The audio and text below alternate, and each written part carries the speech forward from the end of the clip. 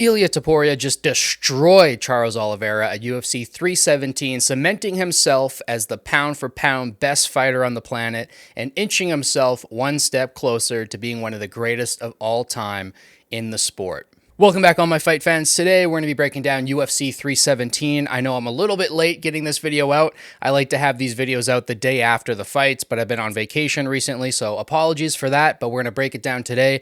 As always, I'm going to go through every single fight on the card because this is one of the best cards of the year. It was absolutely fantastic. I'll go through the early prelims, and the main card. If you guys want to skip around or skip to just where I talk about the Topuria fight, you guys can find timestamps down below in the descriptions. If you guys like this video, don't forget to like, subscribe, share with your friends to help boost this channel, the algorithm. With that all out of the way, let's get into the breakdown. Kicking us off with our first fight of the night, we had a heavyweight bout between Jonota Diniz and Alvin Heines, and Heines was making his UFC debut in this fight. He looked pretty good. Actually, I was very impressed with him and a little bit less impressed with Diniz, even though Diniz kind of pitched mostly a shutout in this fight, and I think he won it pretty clearly.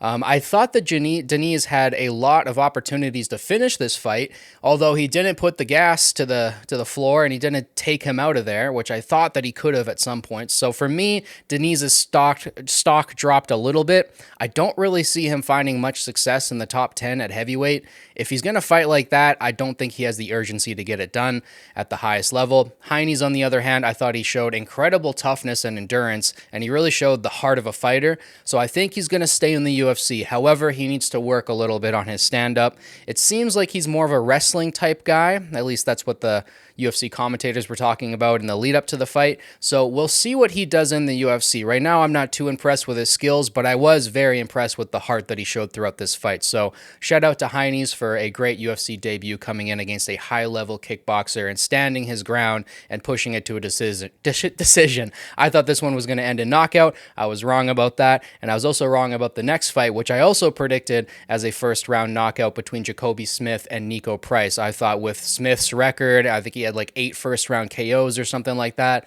I thought that this guy was going to get it done very, very quickly, but in this fight, he actually showed his wrestling. I think he was a 3-time NCAA champion or something like that. A great wrestling background, and he really showed it in this fight. He out-wrestled Nico Price, and in the second round, he found a rear naked choke to get it done by submission. I was very, very impressed with his performance in this one, and I can't wait to see what Jacoby Smith does at welterweight. And going into this fight, actually, I believe, here's a fun fact, I believe he was the largest favorite in UFC history. He was minus 3,000 or something like that, so Nico Price really didn't have a chance to win this fight, and that's kind of how it showed out in the fight itself. It was just pure dominance by Smith. Maybe Price had some moments here and there, but Smith was really controlling the fight top to bottom, out-wrestled him, and like I said, grabbed that choke in the second round. So let's move on now to the regular prelims.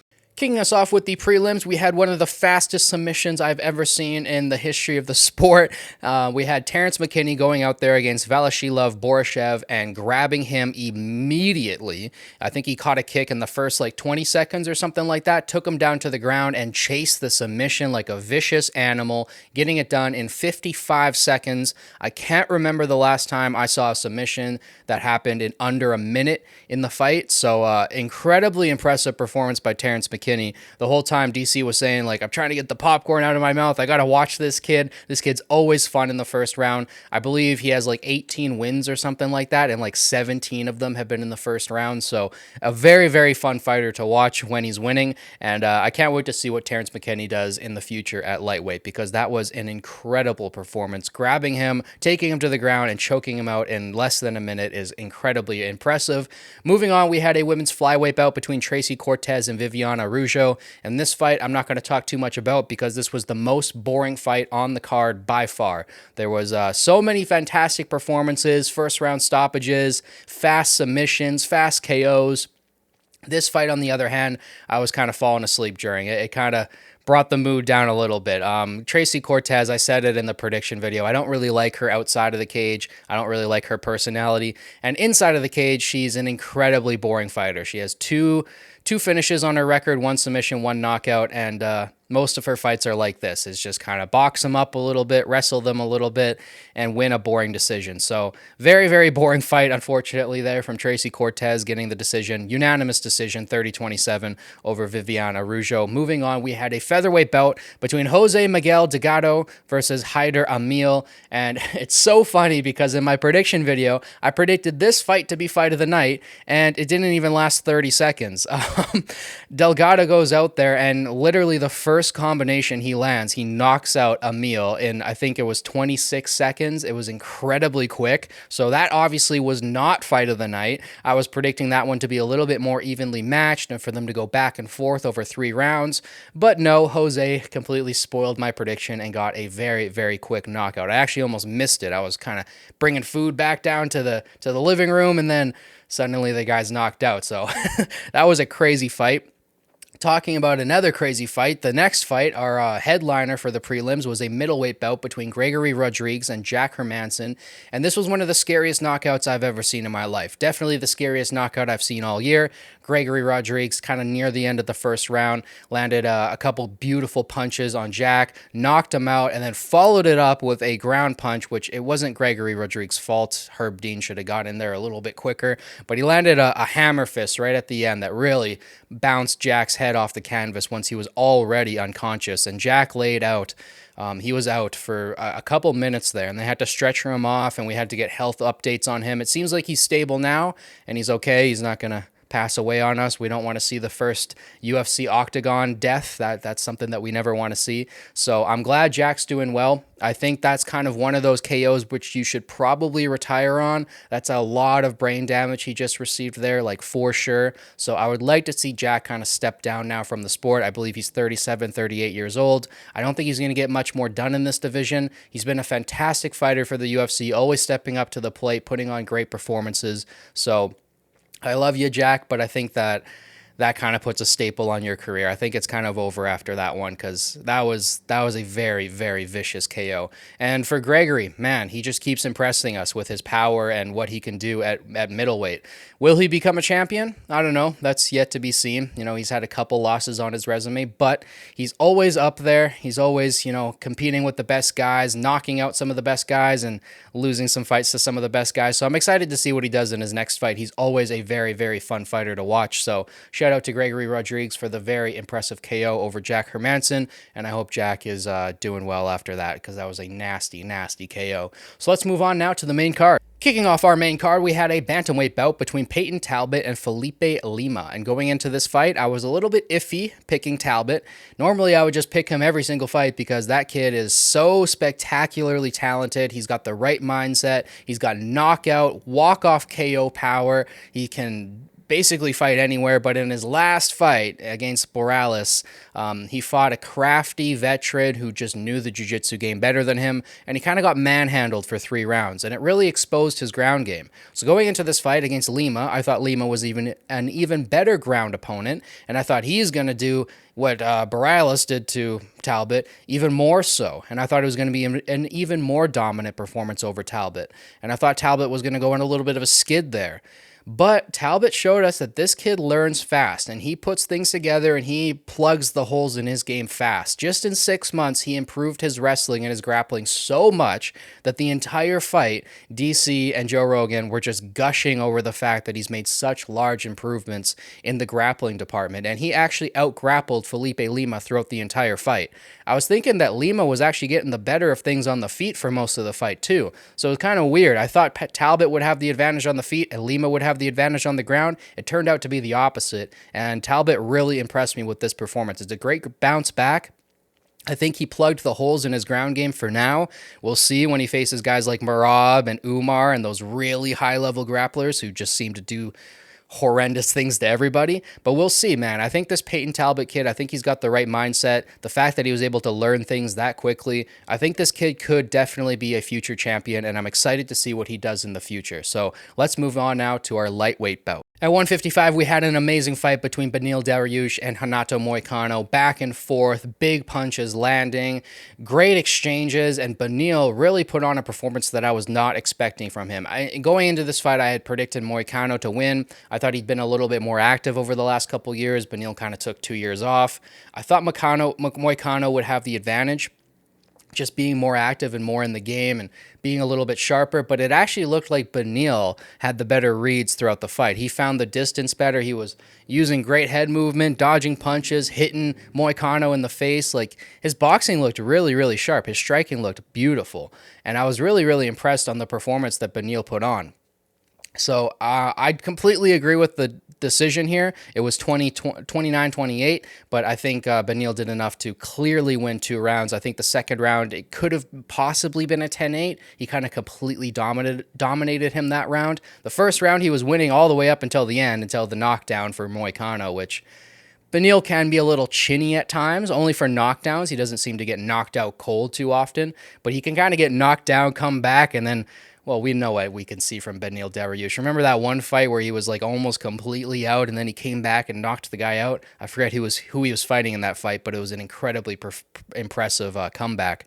And tremendous performance by Beneil in this fight. I can't wait to see what he does in his next fight. I'm sure he's going to get like a top 5 opponent at lightweight, so it should be a fun one. Moving on, we had a flyweight bout between Joshua Van and Brandon Royval, and this was not only fight of the night, not only was this the most entertaining fight of the entire night because it was back and forth, and Joshua Van got the start early, and he was boxing Royval up, and then Royval was coming back with his own combinations, and they were just slugging it out back and forth, rock'em sock'em robots. It was beautiful. They didn't go to the ground at all. They just stood up and banged, and this was not only, like I said, fight of the night, but I think it was so far my fight of the year. This was truly the best fight that I've seen all year long, and I love this Joshua Van kid so much because he just fought like 2 weeks prior to that, 2 or 3 weeks prior on the previous card. And this kid, I think he's definitely going to be a future champ. Is he going to beat Pantoja? We'll talk about Pantoja's performance in a second here. I don't know. I think that's a very, very tough mountain to conquer, but I do think in the future this kid will be a champion, even if it isn't in his next fight, because I think he will get the title shot now. I think at some point he's going to hold a belt because he's so active. He has the highest significant strike rate in the entire UFC right now. He fights like every month, it seems like. He's always fighting. He likes to stay active. And he just has the right mindset for it, man. Every time I hear him in an interview, he seems so clear-headed and he knows what he wants and he's down to scrap. I love this kid so much. He's really becoming one of my favorite fighters very, very quickly. So tremendous performance by Joshua Van. I completely agree with the decision. One judge actually had it 30-27. I think 29-28 is probably the right call. But yeah, Joshua Van put on a tremendous performance, just going out there and showing his volume, showing his superior boxing ability, and beating up a guy like Brandon Royval. That's so, so impressive, especially after we've seen Royval shut down a lot of other previous contenders, right? He just beat Tyra. Very, very impressive performance by Van.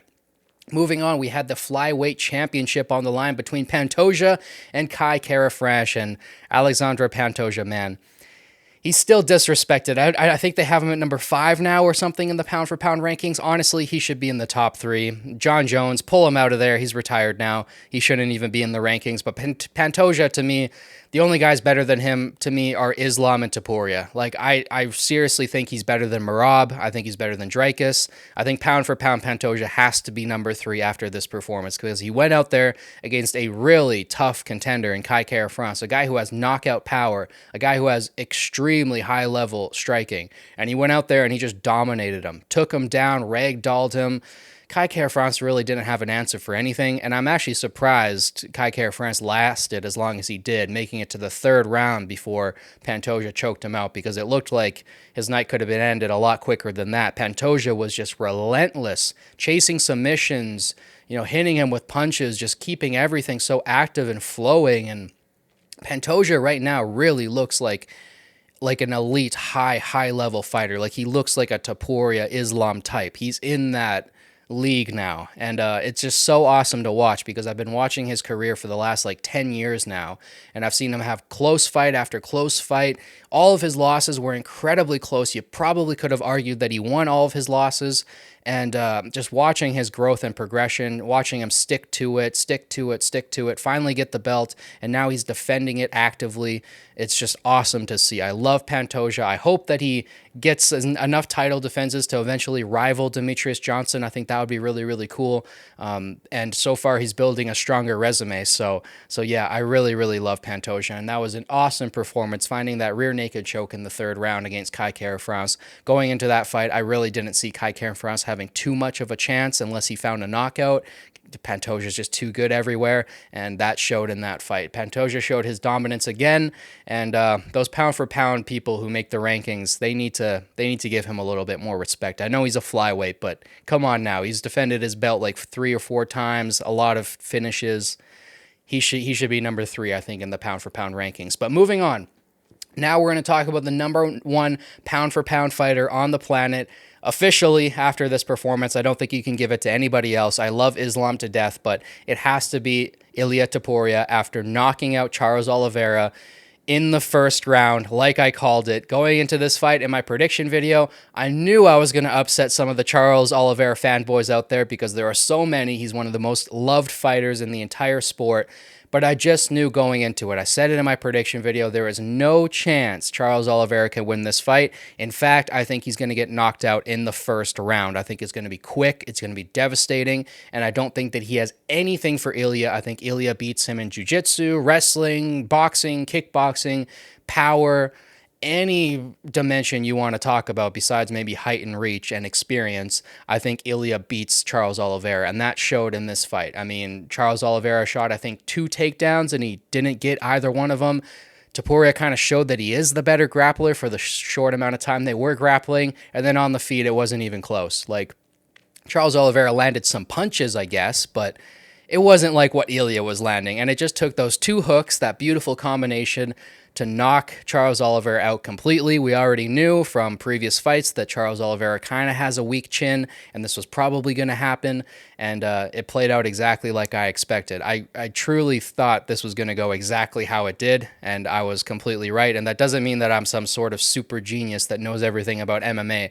I think anybody who's been watching the sport for the last 4 or 5 years can probably tell that this was going to be the result of this fight. It was kind of the same feeling that I had going into the Habib-Conor McGregor fight. I just knew going into that fight, like, Habib's going to take him down, he's going to maul him, and he's going to choke him out eventually. Like, that's just what's going to happen. There's no other way this fight plays out. Like, unless Conor McGregor gets some fluky knockout, which I didn't see happening, even though Conor McGregor still had a lot of power at that time in his hands. He was still a supreme knockout artist. I just knew, like, Habib has had his chin tested many times before, and he seems to just eat punches.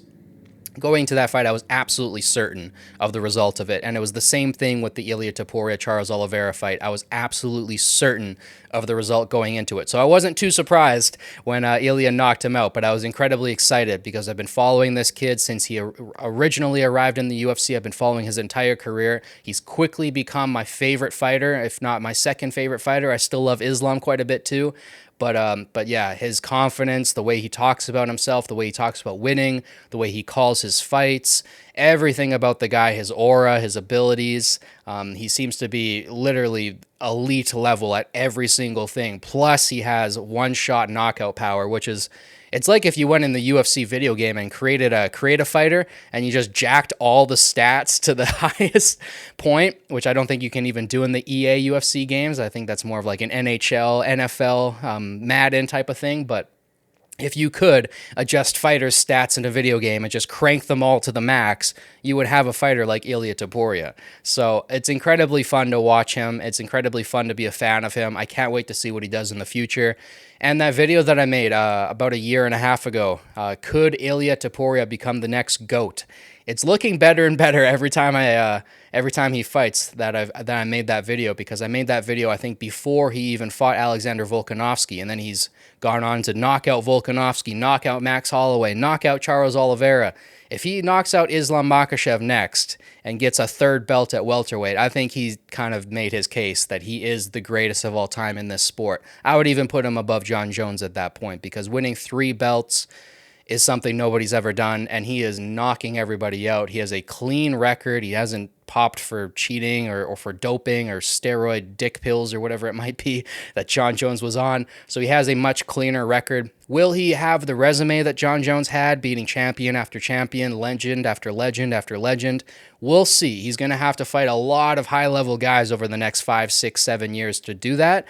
But I think if he wins 3 belts and he knocks out Islam Makhachev, we could start having that conversation that Ilia Topuria is already the greatest of all time. So just an incredible career that he's had already. He's only 28 years old. We still have about 6 or 7 prime years of him left. So let's enjoy it. Let's see what he does. I hope he keeps winning. He's an incredibly fun fighter to watch. He's very, very entertaining. He doesn't just take people down and lay on top of them and get to decisions. He's knocking people out in the first, second, or third round. And I'm just such a big fan of the guy. I had a tremendous time watching him knock out Oliveira, even though I do like Oliveira. I don't love him. I'm not as big of a fan of him as some other people are. But, it hurt a little bit to watch him fall like that so quickly in the first round. But I'm so happy for Ilia, man. What a performance. Let me know what you guys thought about the fight down below in the comments. Did you guys see it going that way? Did you maybe think Charles Oliveira had a chance? What do you think of Ilia now? Are you a fan of him? Did you kind of switch boats? Do you like Ilia as well as Charles Oliveira, or do you hate Ilia Topuria now that he knocked out your favorite fighter? Let me know all that stuff down below in the comments. Let me know what you guys thought about all the other fights, because there were so many spectacular performances on this card. I wish I could talk about them all day, but I'm going to wrap the video up there for today. So I will have a prediction video out for you guys in about a week for UFC 318. That'll be Dustin Poirier's last fight ever. So that'll be a fun one to predict and then break down eventually. So I'm excited for that fight card too. It's going to be a fun one. It's going to be a little bit bittersweet because, like I said, it's his last fight. I'm going to be probably tearing up a little bit during his last walkout, but that'll be a fun one too. So stay tuned for that. Don't forget to like, subscribe, share with your friends to help boost this channel in the algorithm. Thank you guys so much for watching. As always, it means the absolute world to me. I'll catch you guys in the next one. Peace.